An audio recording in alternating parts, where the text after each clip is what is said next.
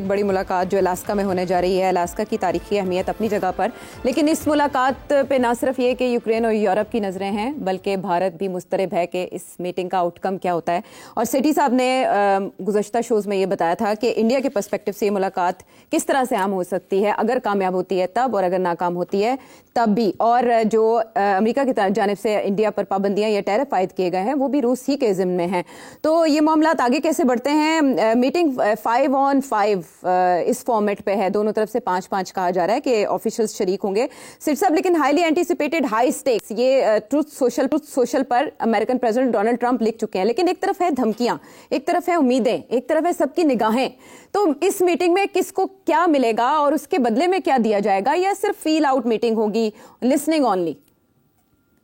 देखिए, अभी जो स्टेटमेंट्स आए हैं, प्यूटिन की तरफ से तो स्टेटमेंट नहीं आया, ट्रंप की तरफ से आए हैं और उनके फॉरेन मिनिस्टर की तरफ से आए हैं, इधर से विटकॉफ का भी आया है उधर।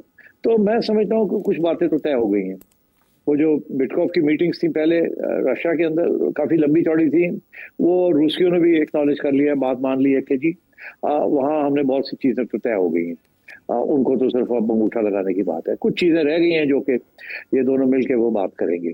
तो जैसे मैंने पहले कहा था कि इस किस्म की मीटिंग से पहले बहुत सी चीजें तय हो जाती हैं ताकि कोई सरप्राइज ना हो। तो एक तो ये बात कि मेरा ख्याल है अब वो बात क्या है वो आगे जाके बात करें। दूसरी बात ये है कि इस एजेंडे के अलावा भी एक और भी एजेंडा है, which is on the nuclear restraint, कि वो कितने न्यूक्लियर वेपन्स हैं आपके पास, हथियार हैं, उनको रिड्यूस करने का भी उसको ट्रीटी एक थी 2019 से, उसे ट्रंप ने विड्रॉ कर लिया था उससे।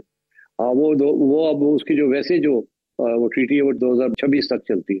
तो मेरा ख्याल है उसके ऊपर इन्होंने बात करनी है कि उसको रिन्यू किया जाए, ताकि ये जो शॉर्ट रेंज मिसाइल्स हैं, विच इज ज्यादा थ्रेट तो वहीं से आती है ना, शॉर्ट रेंज यूरोप के अंदर। रशिया का तो इशू हुआ है, लॉन्ग रेंज का तो इशू नहीं है इतना रशिया का, बिकॉज इस वक्त यूरोप और रशिया का प्रॉब्लम बना हुआ है। So I think and they are very dangerous, तो इसलिए आई थिंक उसके ऊपर भी इन्होंने बात करनी। तो मैं समझता हूँ कि these are the issues. Obviously सारी जो फोकस है वो तो यूक्रेन पे ही है। अच्छा, अब यूक्रेन पे फोकस है। डोनाल्ड ट्रंप ने एक तरफ तो कह रहा है कि जी मसला हल करके आऊंगा, दूसरी तरफ थोड़ी कॉशन भी कर रहा है कि नहीं नहीं और भी बड़ी बातें हैं, ये है वो है वो है। और आपने एक बात और ये भी छेड़ दी कि जी वो ट्रेड वाली बात भी है, और जिसमें इंडिया का भी एक रोल है। मैंने पहले भी कहा था कि ये जो 25% उसने एक्स्ट्रा किया है इंडिया के ऊपर, ये बेसिकली रशिया के ऊपर प्रेशर डालने के लिए। और अभी डोनाल्ड ट्रंप ने फिर एक बयान भी दे दिया। जो आपने कहा वो प्रेडिक्शन शामिल करते हैं, जो आपने प्रेडिक्ट किया था उसकी जो तौसीक है वो एक अमेरिकी ऑफिशियल ने किया है। पहले आपकी प्रेडिक्शन, उसके बाद मैं बात करती हूँ इस बारे में। इंडिया के ऊपर प्रेशर ये डाला है तेल का। एक्चुअली वो इंडिया के ऊपर नहीं है, वो रशिया के ऊपर प्रेशर है। वो रशिया को थ्रेटन कर रहा है कि मैं तुम्हारे ऊपर सैंक्शंस लगा दूं। आगे से रशिया का जवाब ही आता है लगा दो। इंडिया 35 to 38% अपनी रिक्वायरमेंट जो है वो रूस से लेता है। तो वो अब इंडिया के ऊपर प्रेशर डाल रहा है कि तुम तेल लेना बंद करो, ताकि रशिया के ऊपर प्रेशर पड़े। ये किस्म का इनडायरेक्ट सैंक्शन, और रशिया जो है फिर हमारे साथ बात करे on ending the war in Ukraine. This is his approach. India के खिलाफ नहीं है वो, he is using India to approach Russia.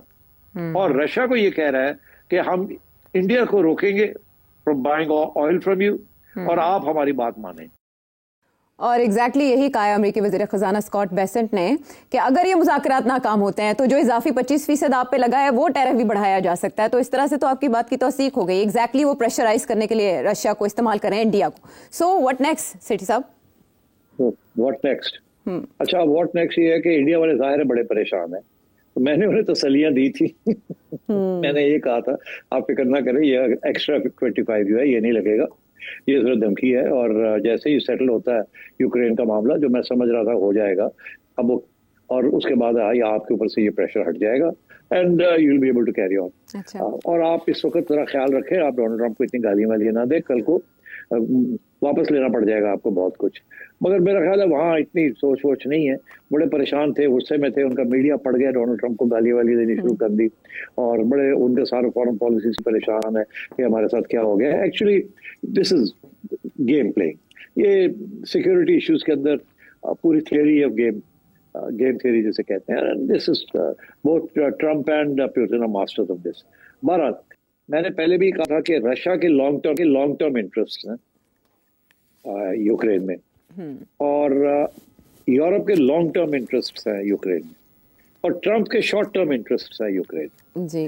Russia के लॉन्ग टर्म इंटरेस्ट ये है कि वो सारा इलाका जो है ना वो रशिया को मिल जाए, ट्रीटी हो जाए, इनकी कॉन्स्टिट्यूशन यूक्रेन की तब्दील हो जाए ताकि वो सारा इलाका रूस को दे दिया जाए और नेटो के अंदर ये कभी नहीं जाएगा और यहाँ इनकी आर्मी जो है वो डिसआर्म हो जाएगी ताकि रशिया को कुछ थ्रेट ना हो फ्रॉम यूक्रेन और फ्रॉम नेटो।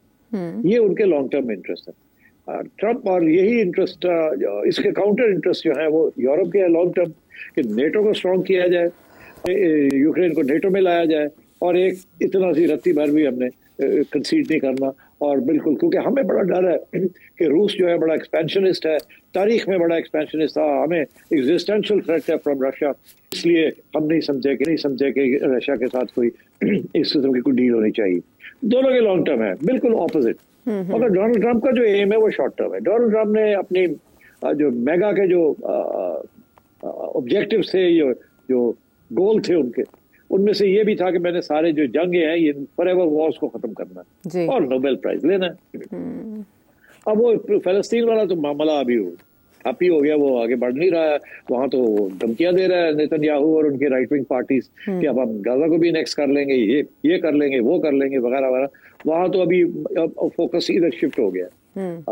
अब यहाँ क्या है, अब डोनाल्ड ट्रंप ये चाहता है कि यहाँ सीज फायर हो जाए। जैसे सीज फायर होती है तो वो कहेगा मैंने जंग रोक दी, अच्छा, और उसका शॉर्ट टर्म मामला पूरा हो जाएगा, लो जी मैंने कर दी। अभी मैं वहाँ आर्मीनिया और अजरबैजान के जंग हो रही थी 150 साल, वो मैंने खत्म कर दी। हालांकि बाय द वे उसमें भी अगर आप पूछे तो मैं बताऊंगा वो कोई वहाँ कोई खास ड्रामा ही किया है, हमें वहाँ कुछ नहीं, मसला नहीं हल हुआ कोई भी। बहरहाल उसने बना लिया कि मैंने हल कर दिया। यहाँ भी वो यही चाहता है कि एक किस्म की सीज फायर हो जाए और स्टेटस को जहाँ है सारे वहाँ रुक जाएं और कोई जंग वंग खत्म हो जाए। और जो सोल्यूशन है वो ये प्रपोज कर रहा है कि अगली जब इलेक्शन होगी और नए लोग आएंगे, कॉन्स्टिट्यूशन फिर देखा जाएगा।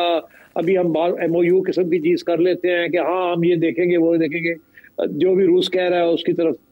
तो लॉन्ग टर्म सोल्यूशन कि भी आगे जाके देखा जाएगा, अभी तो रोक दो सब चीज, आगे जाके हाँ वादा ये करते हैं, हम ये भी देख लेंगे वो भी देख लेंगे।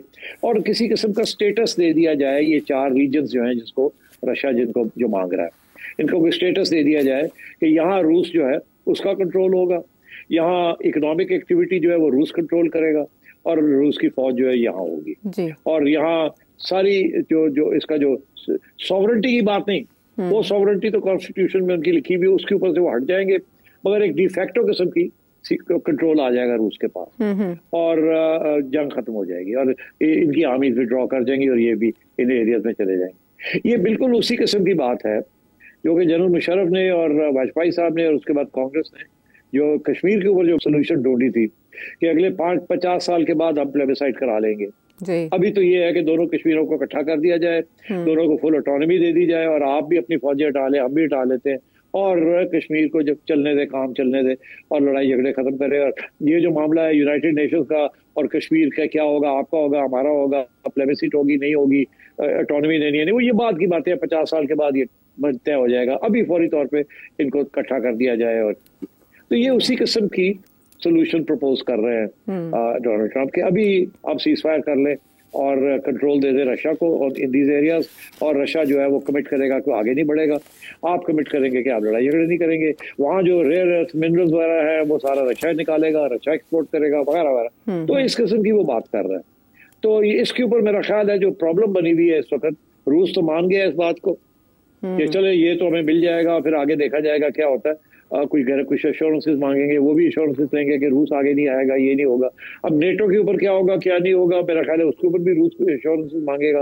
वो क्या वो मिलते हैं नहीं मिलते, फर्स्ट स्टेज में क्या होता है, सेकंड स्टेज में क्या होता है, बातचीत आगे चलती है, स्ट्रेट अवे तो सीज फायर हो जाएगी एंड सो ऑन। अब मसला बना हुआ यूरोपियंस का और ज़ेलेंस्की का। यूरोपियंस कह रहे हैं जी ला मसला हमारा सिक्योरिटी का है, ये अमेरिका कौन होता है चौथे मले वो आके और बैके हमारी सॉवरेंटी और हमारी सिक्योरिटी के ऊपर डीले कर रहा है। अब तो पैसे भी नहीं दे रहा, अभी देगा मैं, अब तो हमें अपने पैसे अपने खुद करने पड़ेंगे। तो ये क्या बात हुई, तो हमें तो हम तो नहीं मानते इस बात को। और इसी तरीके और हमें तो बैठाया भी नहीं है साथ। इसी तरीके से ज़ेलेंस्की ये कह रहा है कि यार मेरे मुल्क के फैसले हो रहे हैं, और आप लोग जो है मुझे उसमें बैठाया ही नहीं है आपने। तो मेरा ख्याल है डोनाल्ड ट्रंप जो है ना वो इस वक्त बिल्कुल जैसे बुली की तौर पे वो काम करना चाह रहा है कि बस मैंने डन कर दिया और मैं मना लूंगा बाकी सबको, यूरोपियंस को भी मना लूंगा और जेलेंस्की को भी मना लूंगा। जेलेंस्की के ऊपर तो उसका ये है ना कि तुम अगर नहीं मानोगे तो हम हथियार देने बंद कर देंगे और तुम 1 महीने के अंदर फारग हो जाओगे, फिर क्या करोगे? ठीक। और यूरोपियंस के पास इतना है नहीं जान कि वो हथियार दे दें उसको या उसको डिफेंड कर सके। तो उसके पास तो ये जैसे कहते हैं ना ट्रम्प कार्ड है कि मेरी बात मानो, नहीं तो फिर ठीक है हम आपको हथियार देने बंद कर देते हैं, मिसाइल देनी बंद कर देते हैं, आर्टिलरी शेल्स देने बंद कर देते हैं, तो आपकी फौज वैसी डिफीट हो जाएगी, तो फिर क्या करेंगे आप? तो इस किस्म की बातचीत अभी चल रही है। मेरा ख्याल है कि ये रातों रात कोई बड़ी अग्रीमेंट नहीं होगी। जो भी होगा आज के दिन रात को जब कोई खबर मिलेगी, हो सकता है इसके बाद कोई और मीटिंग्स प्लान की जाए, हो सकता है कुछ डिटेल्स आ जाए, कुछ डिटेल्स रह जाए। उसके बाद फिर डोनाल्ड ट्रंप की यूरोपियंस के साथ मीटिंग्स होंगी, जेलेंस्की के साथ मीटिंग्स होंगी, लोगों को मनाना है आगे जाने का। मगर आई थिंक गाड़ी को चला लेगा इस मीटिंग। आरजी सीज फायर हो सकता है, अगर आरजी सीज फायर का ऐलान हो जाए तो ये भी कामयाबी होगी उनकी, ये भी कामयाबी होगी आरजी सीज फायर, मगर उसके अंदर बड़ी स्ट्रिक्ट कंडीशंस रशिया इंपोज करेगा, बिकॉज सिचुएशन ये है कि रशिया इस वक्त जीत रहा है। तो रशिया के लिए सीज फायर करना विदाउट आयरन क्लॉड गारंटीज कि ये लोग अपने आप को तगड़ा नहीं करने की कोशिश करेंगे ड्यूरिंग दिस टाइम, उसके बगैर रशिया नहीं मानेगा बात। तो इसलिए यूक्रेन फोर्सेस को विड्रॉ करना पड़ेगा जहां जहां भी वो है, और रशियंस को कंट्रोल देना पड़ेगा ओवर दीज एरियाज। अगर नहीं देंगे तो रशिया अपनी ये बात नहीं मानेगा किसी की। तो अब देखना ये है कि क्या फाइनल किस किस्म की शेप आती है, बट ब्रॉडली स्पीकिंग मैंने आपको बताया किस तरह मामला आगे बढ़ रहा है। आपके एनालिसिस से भी ये लग रहा है जैसे एज इन मुज़ाकरात में पुतिन को या रशिया को हासिल है, लेवरेज भी उनको ज्यादा हासिल है इन मुज़ाकरात में। उस 2 वजह बिल्कुल सही है, उसकी 2 वजह है। एक ये कि डोनाल्ड ट्रंप बड़ा कीन है जल्दी से कुछ मैं करूं, तो जल्दी में करने में कंसेशन देनी पड़ती है। ठीक तो वो तो शॉर्ट टर्म करना चाह रहा है। रशिया के लिए ये है कि रशिया जो है वो इस वक्त जीत रहा है, उसकी फौजें बढ़ रही हैं और यूक्रेन की डिफीट नजर आ रही है। तो इसलिए I think Russia is in a strong position, आपने सही कहा, और वो एक्सट्रैक्ट करेगा कंसेशन। ठीक है, मुज़ाकरात का नताइज क्या हो सकता है, तो क्या हो सकता है, नाकाम हुए तो क्या हो सकता है, ज्यादा से ज्यादा नतीजा क्या निकल सकता है? प्रेडिक्शन सेठी साहब ने दी। वापस आते हैं ब्रेक के बाद।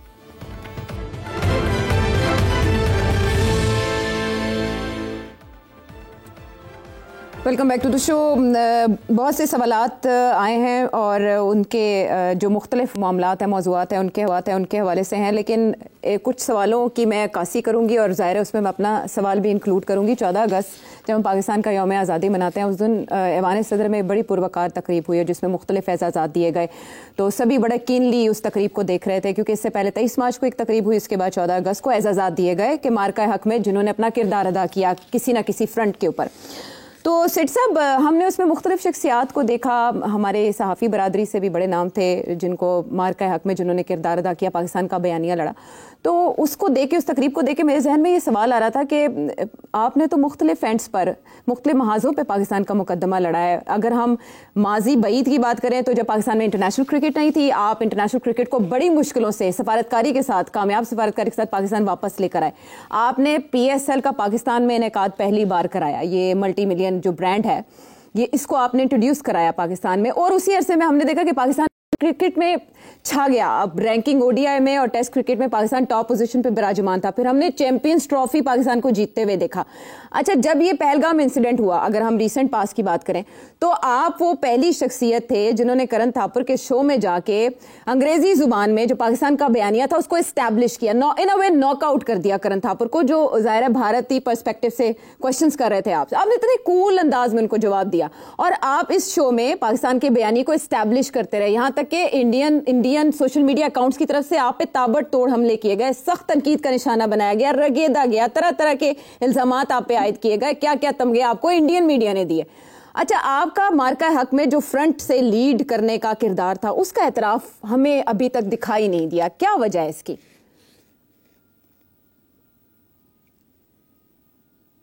आयशा, मेरा ख्याल है कि सोशल मीडिया पे आप देख ही रहे हैं किस किस्म की तनकीद हो रही है, और किस किस्म, इससे ज्यादा मैं क्या कह सकूं। अच्छा नहीं है कि हम बाहर ही हैं इस तनकीद से, तो मेरा ख्याल है यही बात छोड़ देनी चाहिए। मेरी हमेशा कोशिश रही है पाकिस्तान को डिफेंड करूं, पाकिस्तान के मफाद को डिफेंड करूं, वेदर इट वाज क्रिकेट और whether it is this war with India, जो भी है। मगर हुकूमत को सपोर्ट करना आंखें बंद करके, वो तो हमेशा तनकीदी जायजा ही मैं लेता हूँ। तो पता नहीं, अब कुछ लोग हुकूमत और रियासत को एक ही समझते हैं, मैं फर्क समझता हूँ। बहरहाल मेरा ख्याल है जो हुआ, जो आया वो ठीक ही आया, ऐसे ही है, अच्छी बात है, हम बच ही गए हैं। फौजी सतह पर, फौजी महाज पर तो जाहिर है हमारी आर्म फोर्सेस वो तहसीन के मुस्तहिक है, लेकिन बयानिया आलमी सतह पर बनाना, इसमें जो किरदार हैं और जो हकीकी किरदार है उनका एतराफ़ तो किया जाना चाहिए। मुझे बड़ी खुशी हुई है एक चीज़ भी जी आयशा, एक बड़ी खुशी हुई है कि आपको याद है कि जब ये सारी बात हो रही थी तो मैंने एक प्रोग्राम में कहा था कि हमें कुछ लोगों को बाहर भेजना चाहिए, डेलीगेशन जाना चाहिए, उन सबको इज़्ज़त मिले। मैंने चुन चुन के नाम भी लिए थे। हाँ। बिलावल भुट्टो को जाना चाहिए और मुसद्दक मलिक को जाना चाहिए, शहरी रहमान को जाना चाहिए, हिना रबानी खर को जाना चाहिए, हिना रबानी, मैं सबके नाम लिए थे और प्राइम मिनिस्टर साहब ने वो बात तो उनको समझ आई और उन्होंने इन सबको भेजा। और मुझे बड़ी खुशी है कि उनमें से बहुत सबको कुछ न कुछ मिल गया for service rendered to the state. जिन्होंने तजावीज़ दी वो चले बाहर रहे, लेकिन जो तजावीज़ मानी गई और जिन्होंने इसको फॉलो किया या तजावीज़ की वजह से जो बाहर गए, उन सबको एज़ाज़ा दिए गए। आप ही की कामयाबी, आपकी तजवीज़ की कामयाबी। नहीं, छोड़ो ना, बस कर दूं। चले फिर बस करते हैं और बाकी सवाल जो है व्यूअर्स पर छोड़ते हैं। जो आपके जहनों में सवाल, नंबर है आपके सामने, इजाज़त है। Thank you.